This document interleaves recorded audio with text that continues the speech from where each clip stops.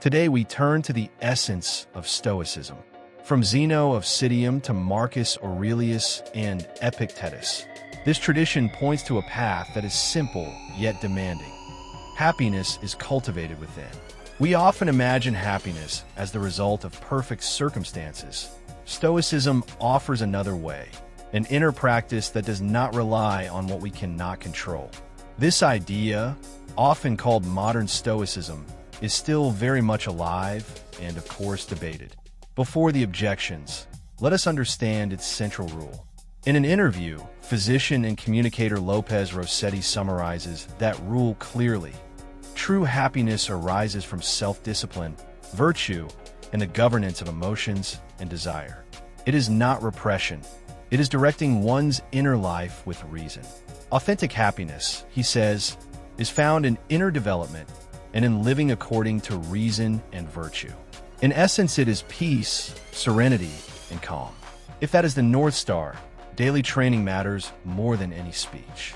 Imagine a stone falling into water. The emotion arrives, creates ripples, and fades if it is not fed. Another key idea in Stoicism is to distinguish what you can control from what you cannot. Your judgments, your decisions, and your habits, yes. The opinions of others, the weather, and the past, no. The invitation is to focus energy on what depends on you and to accept the rest with serenity. This filter is practical freedom. It prevents needless exhaustion and returns you to your center. Self-discipline is not punishment. It is intelligent self-care. Go to sleep on time so you can think more clearly. Postpone impulses that undermine you. Practice small renunciations that strengthen character. Virtue, living in accord with reason and the good, gives direction. Honesty, justice, temperance, and courage. These are not moral labels. They're everyday criteria for deciding.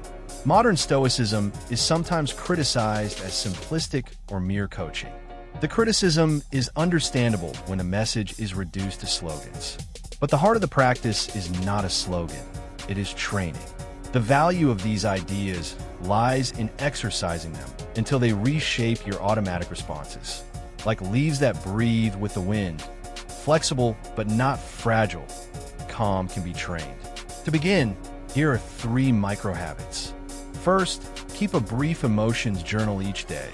Name what you feel, identify triggers, and note the next response that is actually within your control. Naming brings order. Second, insert a short pause before reacting. When something unsettles you, breathe and ask, which part of this depends on me? Decide only after that pause. Third, conduct a brief nightly review with 3 questions. Where was I reasonable? Where did impulse win? And what will I do differently tomorrow? No guilt, just criteria. Desire is not the enemy. It is a motor.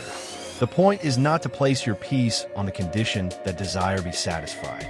Temperance orders desire. Choose well, not by impulse. Sustain what is valuable, not merely what is shiny. Marcus Aurelius reminded himself to live in harmony with nature and reason. Epictetus insisted on the dichotomy of control. Different routes, one focus to govern oneself. And what if life hurts? Stoicism does not deny pain. It teaches how to bear it with dignity and to avoid the extra suffering that comes from futile resistance. What if acceptance sounds like surrender?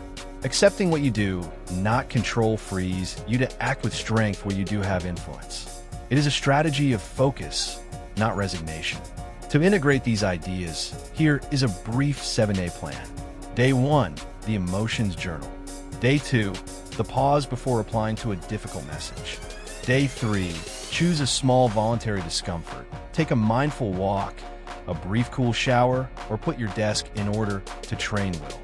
Day 4, practice the dichotomy of control with a 2-column list. What depends on you and what does not? Day 5, the nightly review with the 3 questions. Day 6, one deliberate act of virtue, such as a difficult honesty or a small gesture of justice. Day 7, a few minutes of conscious silence, focusing on breathing and observing. Return now to the central rule as summarized by Lopez Rossetti: self-discipline, virtue, and inner control. Happiness, peace, serenity, and calm is not an external prize. It is a training you perform today in what truly depends on you. Begin with one step and repeat it. What you repeat transforms you.